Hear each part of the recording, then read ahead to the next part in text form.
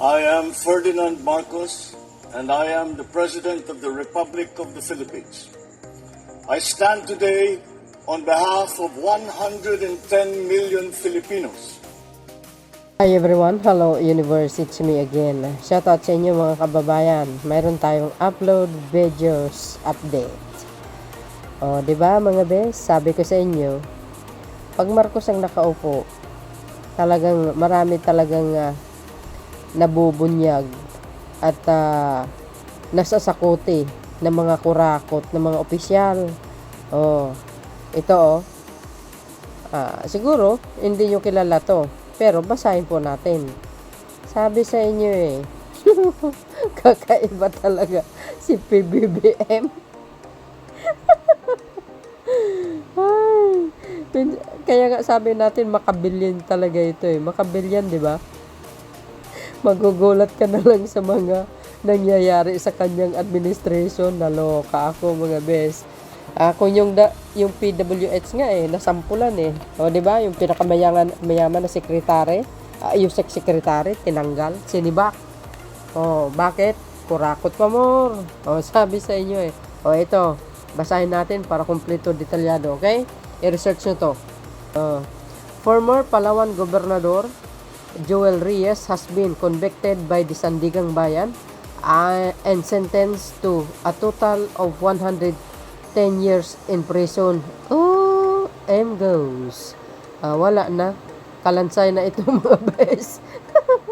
After being found guilty in 11 counts of violating Section 3 of the Anti-Graft and Corrupt Practices Act, Republic Act 3019. Yan ang sinasabi natin. Masyado kayo masilaw sa pera. Pag namatay kayo, hindi nyo madala yan. Kung ang ginawa nyo sana ay tinulong nyo sa kapwa tao, kapwa Pilipino nyo, dyan sa nasasakupan nyo, di mas maganda. Marami pang blessing na dumating sa inyo. Bibless pa kayo ni Lord. Kaya, alam nyo, sa totoo lang mga kababayan, sa panahon ni Pangulong Marcos Jr., ang dami talagang nakukulong. At marami talagang mga opisyal, no? Mga dating opisyal na lumalabas yung anomalies na pinaggagawa nila sa kanilang buhay. Yan. The charge are linked to over 200 contracts signed under the Palawan provincial government using 1.5 billion in funds from the Malampaya Natural Gas Project, according to the 625-page decision released by the Sandigang Bayan 2nd Division. M goes. Nga ka ngayon. Himas Rihas, ang laki niyan mga besa. 200 contracts signed under the Palawan provincial government using 1.5 billion funds. What the heck? Grabe kayo, pahirap kayo talaga. Masyado kayong masiba sa kwarta. Hindi nyo malang iniisip yung mga kababayan nyo na naghihirap. Masyado kayo. Pag namatay kayo, hindi nyo naman madala yan. The project included the construction of schools, daycare centers, multipurpose halls, roads, and bridges, as well as upgrades to San Vicente Airport and Coron Bay, installation of solar panels and street lighting. You see mga bes, kasasabi lang ni Pangulong Marcos Jr. Marami talagang masasampulan no? Yan nga sinasabi natin mga bes. Grabe itong mga ito. Matindi kayo kung magnakaw. Kinakawawa nyo yung taong bayan. Sobra kayo. Di ba? Kailan ito? Nung Agosto. Di ba? Agosto ito, guys. Aside from Reyes, 25 former provincial officials and 16 private suppliers and contractors were also named as a co-accused. Sabi sa inyo. Ano sabi ng Pangulo doon sa sura niya? For the boys, mga kontratista. Ayan. Milan, 25 former provincial official. Ay, sus, ikulong nyo lahat yan. Oh. Ngayon lang sa Marcos administration ko nakikita na maraming nakulong na mga opisyal. Hindi nga, totoo yun. Reyes is currently detained in relation to a separate case involving the 2011 assassination of journalist and environmentalist Dr. Jerry Ortega. Oh, you see, mga bes, ano na? Grabe. Courtesy po ng ABS-CBN, Palawan Star. Ay, matindi. Biro nyo ito. Grabe kayo talaga. O, ito si former gobernador Joel Reyes ng Palawan. Ay, nako. Ang laki ng kita nito ni Mr. Reyes pala. O, ano na nga, Gob? Ano na ngayon, Gob? Masyado ka masiba, Gob. Kung ginawa nyo sana, tulong nyo sa mga kapwa Pilipino nyo, di mas maganda pa. Ayan, ayan, guys, sabi dito. Goes. Former Palawan Governor Joel Reyes found guilty of graft over Malampaya funds projects, faces over 100 years in prison.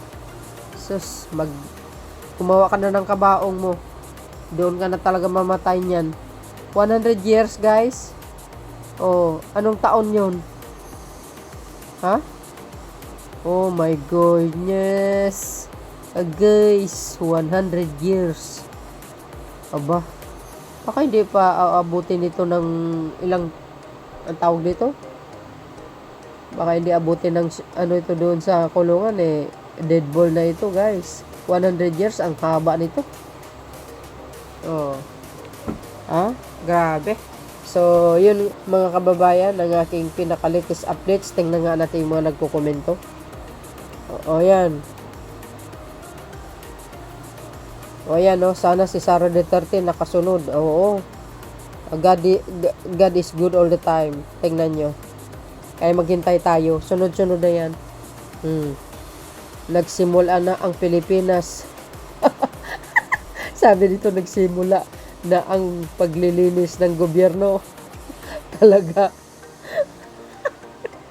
Mula nung umupo si Pangulong Marcos Jr., mga big fish ang pinapakulong. Naloka. Maganda yan. Kaya madami naghihirap na Pilipino at hindi mapapaganda ang Pinas. Sila din umaasenso dahil sa pagkurap. Kaya magsaya lang kayo. Sunod-sunod na kayo mga suwan. Thanks, PBBM. Natatawa ako, guys, kay Pangulong Marcos Jr. Hindi ko akalain na ganun pala siya talaga katapang. Makabilyan nga eh. Grabe, good news. Good luck. Umpisa na ng paglilinis. Oops. Sa Naga City, Kamsur din po. Agay. Ang kaso ni Gob ay matagal na nakasampa sa korte. Huwag nilang isisi kay PBBM. It was just so happen na nangyari ang lahat sa kanyang sa kanyang termino. Tulad ng missing sa Bungeros. His justice depth is really working, yes. Sa panahon ni Pangulong Marcos Jr., talaga naman dito, guys. Kumbaga may pulso ang batas ngayon sa Marcos administration. Yung mga nakabingbing kaso, ang tagal na yan. Pero ano nangyari sa mga past administration? Wala silang pake. Ngayon, sa panahon ni Pangulong Marcos Jr., i-updates natin dito yung mga official na na balasubas. Itong nakaraan yung Tarlac. Ay, nako, Bongo Family Construction Project. Kaya sabi ko, ilagay nyo kasi si Secretary Remulla sa Ombudsman. Okay, abangan natin, guys, Good job sa Sandigan Bayan for this current turn of events. I hope that this is just a beginning of some other corruption cases in the country. We are banking on you and we hope this SC is also bound to do the same. Thank you so much, Sandigan Bayan, for a job well done. Ay, Supreme Court, bigyan nyo naman ng chance na kumbaga bawiin nyo yung sinabi nyo. Yung unconstitutional. Oh, palaban si Speaker Martin, mga kababayan, ha. Hindi susuko. Lalaban niya hanggang dulo. To see is to believe. You will see what will happen. Sabi niya, mahiya ka naman. Oh, di ba? Mahiya naman kayo. Ayun, tuloy. Makukulong ka na. Kakapal ng mga pagmumuka niyo. Wala nang makakaligtas habang nakaupo pa si PBBM. Oo, totoo yun. Sabi sa inyo eh. Ay. Kasusunan niya lang nung 28 ito, nahuli nung Agosto, di kayo naloka. Oh, insertion. Natawa talaga ako nag-comment. Insertion, i-insert na yan. Agay. Si Saradot, bakit na hindi nakasuhan? Ay lustay ng 125 million sa loob ng 11 days. Ano yung batas na yan? Hintay tayo, guys. Mataas na official talaga kasi yan. Kaya medyo mayroong paghirap. Pero at the end of the day, basta ang house hindi susuko, sigurado yan. Sigurado tuloy-tuloy yan. Makakasuhan. Ayan, sunod na yung may sayad dyan. Sampulan na ba? To follow na ang iba. Yes, sunod-sunod na yan. Yung isang big fish, guys, mga kababayan. Nagsampa na ng kaso yung pamilya ng Sabongeros, including Atong Ang. Nakita nyo naman ang press briefing ni commissioner ba yan? Si Napolcom Chief Kalinisan, including Atong Ang. Kaya malapit na tayo sa exciting part. May big fish na naman makulong. That is equivalent to a life sentence. Yes. Wala, doon na yan mamatay. Kailan pa kaya to? 11 DOE official sabit sa kaso ng Malampaya Odil. Hintay lang tayo, mga bes. Hintay lang tayo. Kasi proseso po yan. Danda lang. Kumbaga, hinahinay lang, mahinang kalaban. Bakit si BP? Nagwaldas ng kaya nga, dadaan nga sa impeachment eh. Kaya ito si Speaker Martin, talagang pinupursigin niya. Hinamon talaga ang Supreme Court, yan. Na misreading nga. Maraming makukulong. Yehe! Dahil natutuwa. Ayan na, umaksyon na ang mga judge. Gumagana na ang kasong nakatulugan. Kaya nga, ang tagal ng mga kaso, mga kababayan, pero hindi talaga sila kumikilos. Thank you very much na lang Kala nila, thank you very much. Pero tingnan nyo naman ngayon. Walang thank you very much kay PBBM. Dapat patuloy na pa rin si PBBM sa kanyang pamumuno para malinisan na lahat at maayos na ang kalagayan ng bansa na pinamugaran ng mga politikong correct. Si PBBM, hindi nyo pwedeng sabihin na kurakot yan. Isampal niya pa sa inyo yung pera niya. Totoo yun. Bilyonaryo na po yan. Since pa. So, ano po ang komento nyo dito, mga kababayan? Sabi sa inyo no? Sunod-sunod na yan. Abangan po natin. At saludo tayo sa ating mga otoridad, siyempre. Sa ating mga RTC, mga hukuman. Ayan.